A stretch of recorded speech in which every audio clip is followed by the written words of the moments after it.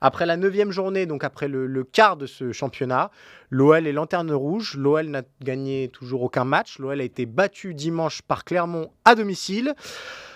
L'OL file-t-il tout droit en Ligue 2, Elton?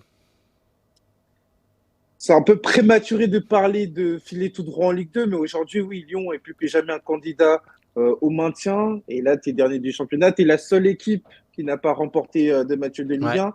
Et franchement, cette idée, cette confrontation face à Clermont, c'était le piège parfait, notamment pour les Clermontois. Clermont, qui, je le rappelle, depuis qu'il est remonté, n'a toujours pas perdu du côté du Parc OS. C'est un match nul, deux victoires. C'est quand même une référence. Mais surtout, tu joues un peu de malchance parce que tu prends un but précoce dans les circonstances que l'on connaît.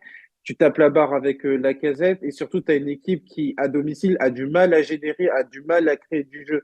Et donc, arrive cette défaite qui est dans la continuité de ce que tu montres depuis le début de saison, où il n'y a pas beaucoup d'éléments de satisfaction. Et ça interroge au moment où tu es censé attaquer le calendrier, la partie du calendrier la plus difficile. Ouais, on vous l'a fait aussi en visuel, le calendrier qui vient pour Lyon avant la trêve. OM, Metz, Rennes, Lille, Lens, Toulouse, Monaco, Nantes. Donc assez peu d'équipes de bas de tableau. Des candidats a priori à l'Europe là aussi. Euh, tu me dis que c'est un petit peu prématuré pour l'OL, mais Opta nous a appris hier que 14 équipes sur 17 qui étaient dans la situation de l'OL après 9 journées de Ligue 1 ont fini par descendre. Et comme tu l'as dit, dans le jeu, voilà, le match face à Clermont, il n'y a pas non plus 40 occasions très franches et Moridio ne fait pas un match exceptionnel pour sauver Clermont.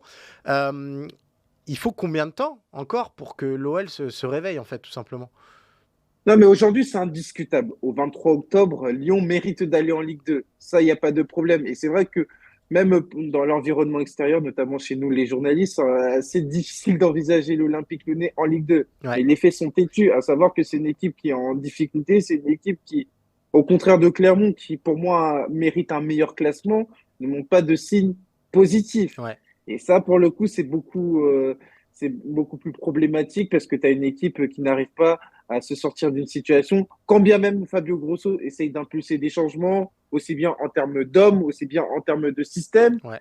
Et les faits sont que aujourd'hui, du côté de l'Olympique Lyonnais, tu n'as ni l'un ni l'autre. Tu n'as pas un changement d'homme qui est salutaire, tu n'as pas un changement de système qui est salutaire.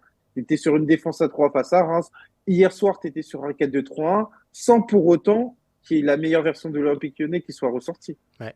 On a vu aussi John Textor qui était présent au Groupama Stadium, qui est venu s'exprimer au micro de Prime Video, expliquant que pour lui, c'était aberrant, grosso modo, qu'on parle de relégation pour l'Olympique lyonnais. Est-ce que c'est pas finalement le symbole parfait de cette OL un petit peu déconnecté de son objectif premier aujourd'hui, à savoir se sauver? C'est une prise de parole qui, pour moi, est téméraire. Alors, j'entends bien ce que veut dire Textor, à savoir que il est aussi dans une optique de protéger son groupe et qu'il peut pas arriver, notamment devant les journalistes, et expliquer qu'aujourd'hui, oui, on est un candidat à la descente.